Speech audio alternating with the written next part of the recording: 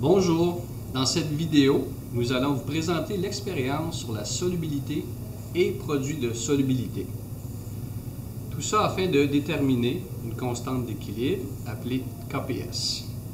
La première partie, il s'agit de titrer, donc faire un titrage d'une solution d'hydrogénotartrate de potassium qui est dissous dans de l'eau, tout simplement, à l'aide d'une solution de base forte, NaOH, hydroxyde de sodium, dont la concentration est de 0,0565 molaires.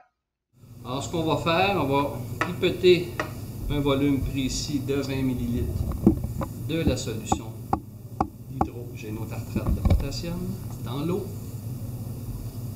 à l'aide d'une pipette jaugée.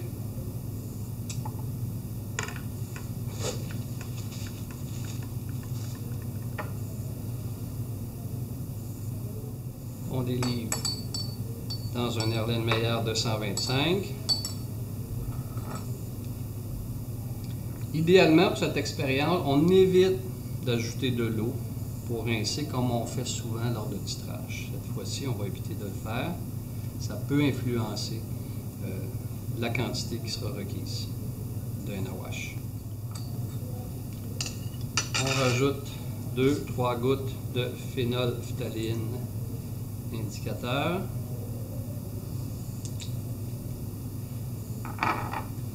Et on s'installe pour faire le titrage, donc avec une burette de 25 qui contient déjà le NaOH à 0,0565 molaires. Alors, on procède au titrage. Je vous rappelle le principe. L'idée d'ajouter du NaOH dans la solution d'hydrogénotartrate de potassium jusqu'à ce que la coloration rose produite par le phénylphtaléine demeure au moins un 20 à 30 secondes.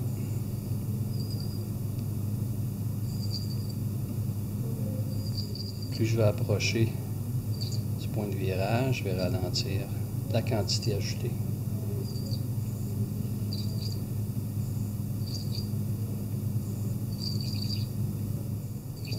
Le rose commence à demeurer un peu plus longtemps.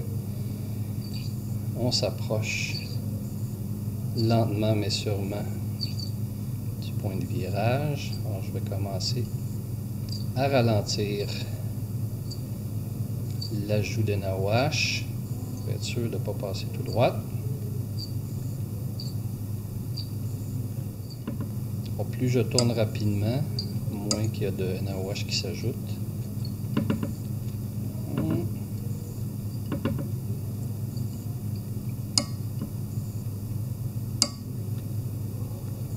Petite affaire.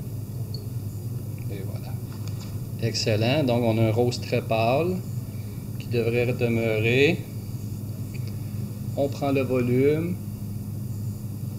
Alors, il demeure. On est à 8,55 ml.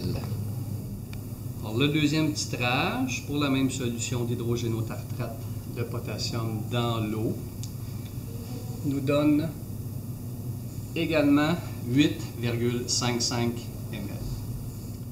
La deuxième partie consiste à faire un titrage semblable, seulement cette fois-ci nous allons titrer l'hydrogénotartrate de potassium dans l'eau, mais qui contient également du KNO3, donc nitrate de potassium. Alors, je prélève encore une fois 20 ml. On ajoute notre indicateur phénylphtaléine à 1%, 2-3 gouttes. Et nous allons titrer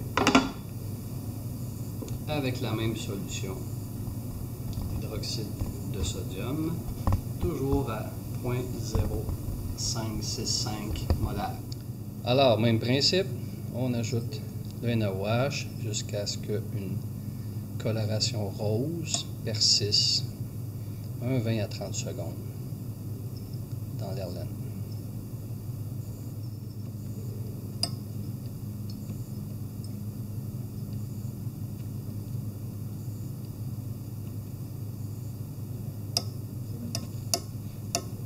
Ça semble être la bonne.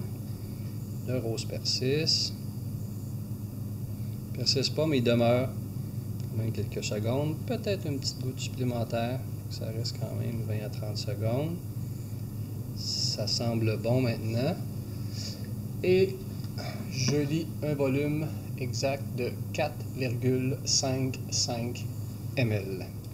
Le deuxième titrage de la même solution d'hydrogénotartrate de potassium dans l'eau contenant du nitrate de potassium nous donne, encore une fois, 4,55 ml.